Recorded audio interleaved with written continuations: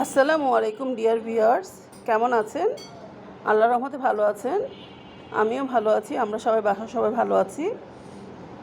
Viewers, আজকে রান্না করেছি বেলে মাছ। জানি না আপনারা বেলে মাছকে কী মাছ বলেন। অনেকেই বলে মেটে মাছ, অনেক দেশে এক এক দেশে এক এক রকম বলে। আমাদের দেশে সব বেলে মাছ বলি। বেলে মাছ রান্না করেছি বেগুন দিয়ে আর পেঁয়াজ দিয়ে, উপরে ধনেপাতা ছিটিয়ে দিয়েছি। এত সুন্দর স্মেল বলা বাহুল্য। আর করেছি মিষ্টি কুমড়া ভাজি। কালিজিরা পেলাম না, তাই এমনি রান্না করলাম, শুকনো মরিচ দিয়ে পেঁয়াজ দিয়ে ভাজি করলাম।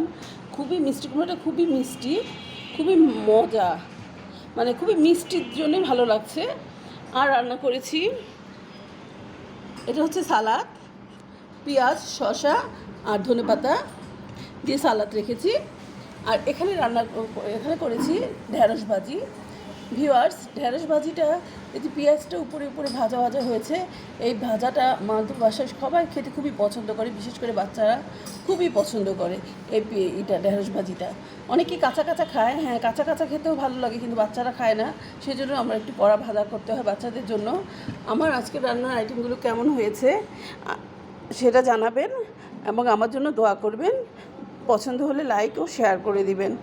আসসালামু আলাইকুম।